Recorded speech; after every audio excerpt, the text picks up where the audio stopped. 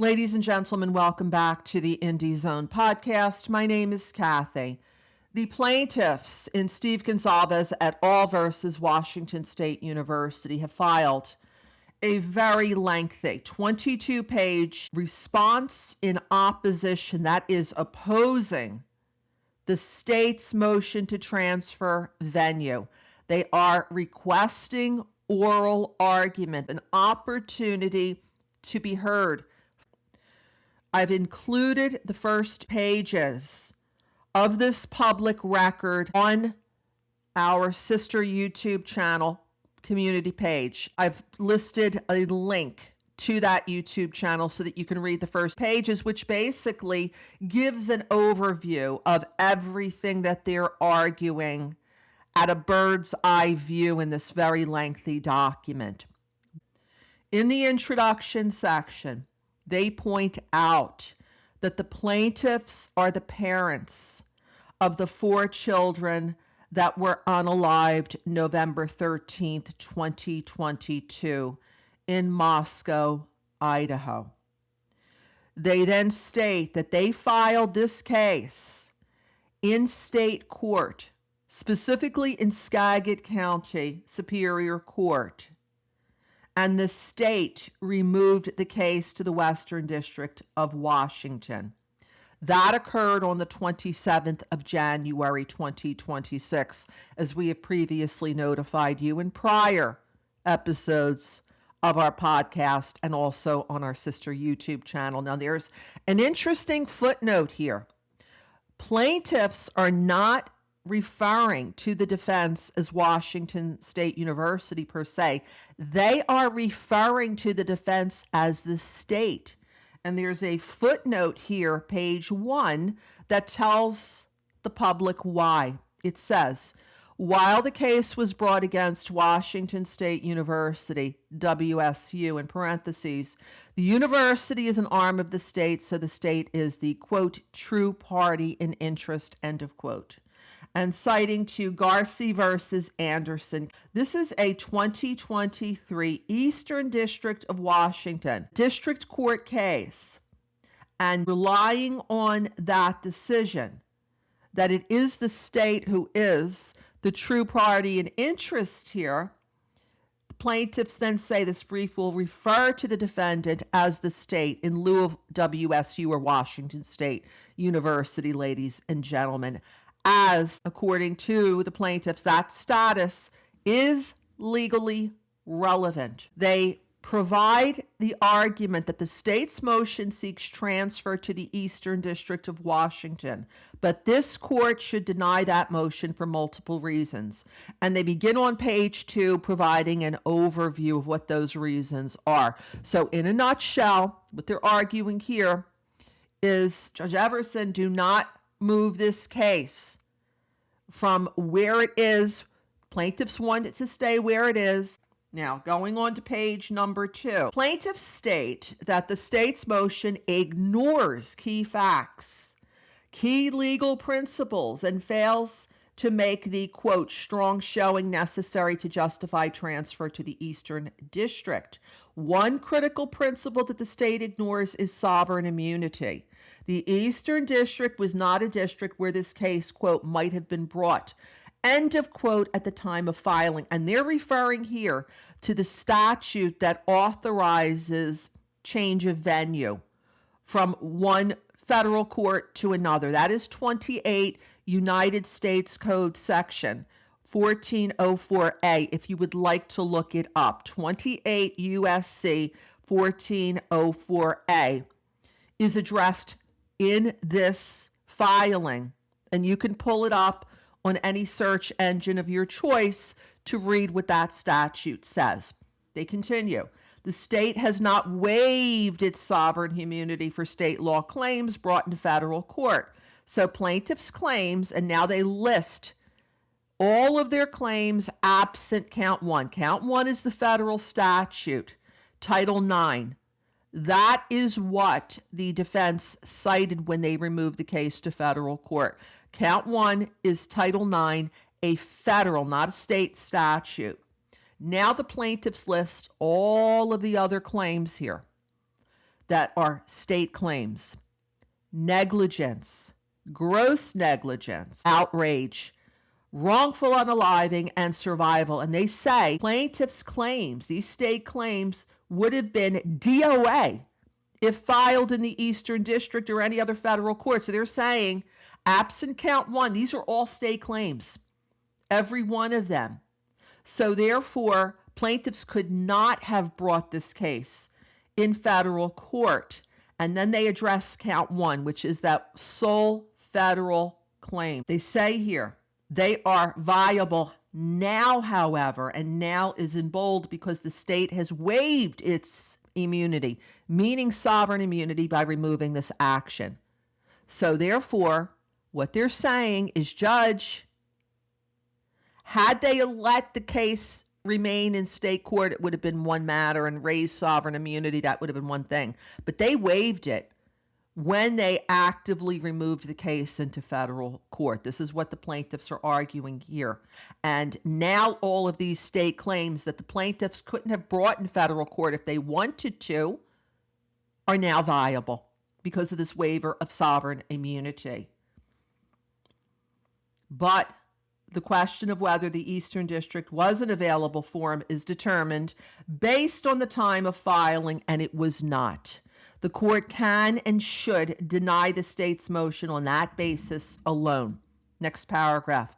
But the state has also failed to make the, quote, strong showing, end of quote, necessary to overcome the plaintiff's choice of forum, based on convenience factor and the interests of justice. First, contrary to the state's argument, plaintiffs effectively chose this forum.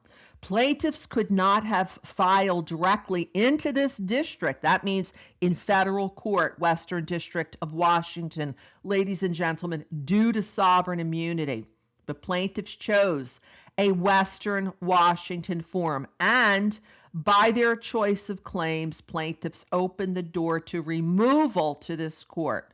Plaintiffs filed in Skagit County, home of Plaintiff Stacy Chapin, and raised a federal question. Their claim under Title IX, that's that first count, ladies and gentlemen, we keep referring to. Federal question is what the defense raised in removing this case, that this is a federal statute, and under that authority, that was the mechanism that allowed them to remove the state case to federal court, as they did back on January 27th, is what it appears the plaintiffs are arguing here. Then it says, plaintiffs recognize that the state might remove the case, and plaintiffs embraced the Western District as a potential and appropriate forum. Second, the convenience factors, again referring to that statute, 28 U.S.C. Section 1404A, ladies and gentlemen, considered by courts and particularly, quote, the interest of justice, end of quote. Counsel, that means goes strongly against upsetting that choice. Let it stay in the Western District. So this also appears to suggest that the plaintiffs are not going to seek remand. They had a certain amount of time if they wanted to fight against this case being in federal court by filing a motion for what's called remand. And if that was granted, it might have gotten the case kicked back to state court. But it appears here they're saying, hey, we embrace the Western Forum. So it looks like, at least from what they're saying here, this case is going to be in federal court. Then they go on and say the state seeks to move this case to the Eastern District when A, plaintiffs chose to be in the Western District for important reasons, discussed further below. B, plaintiff Chapin and her family live in the Western District, and no plaintiffs live in the Eastern District. So they're pointing out plaintiff Chapin, as they said in the complaint, is a citizen, a resident in the Western District of Washington. And if you look at the complaint, all of the other plaintiffs do not live in the Eastern District of Washington. So they're pointing out that is one more reason to keep this case in the Western District. Next, the, quote, true party and interest, end of quote, on the defense side. The state is based in the Western District. D, both sides have attorneys based in the Western District. Next, going on to page number 3, the witnesses are scattered.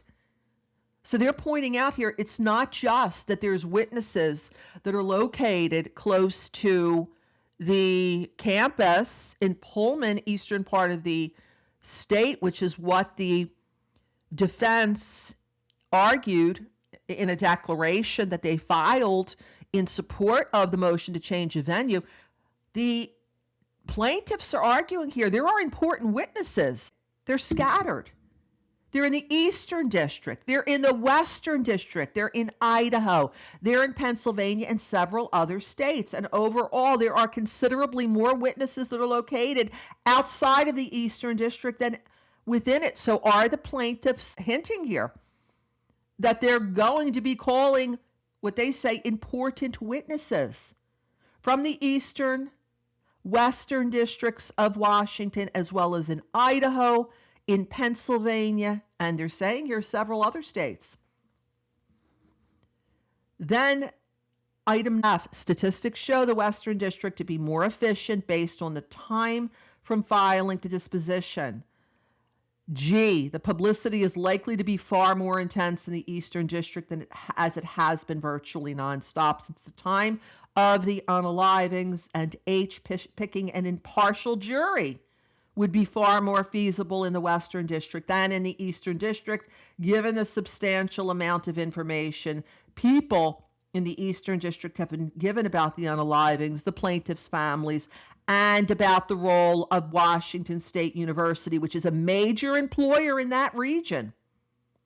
So this almost harkens back to when the defense in state of Idaho versus Brian C. Koberger argued for change of venue because the University of Idaho was a major employer, had a major presence in the Moscow area. They're saying a similar argument here. Hey, WSU, major employer in that region, the Eastern District of Washington. There's been a lot more publicity in the Eastern District of Washington. So therefore, hey, better to find an impartial jury here. There's a larger jury presence also, they're arguing here in this paper. Bigger jury pool where the case is right now.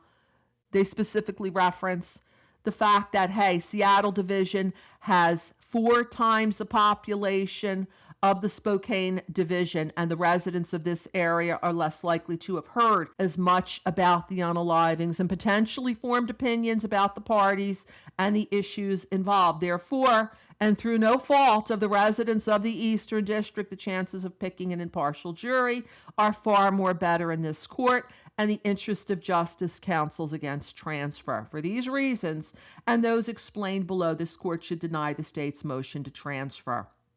And then they reference the fact that they're relying on evidence, declaration of Thomas v. Veritas, as well as the existing file on record in this matter. And we're going to go over that declaration in an upcoming episode of the Indie Zone podcast. So please take a look at our community page. I've gone ahead and filed 3 pages there from this public record so that you will be able to take a look at them. There's a link in the description to this podcast episode to get you to that YouTube channel. Again, if you haven't subscribed, please do. We're going to be covering this case as it continues to proceed its way, it looks like, through federal court.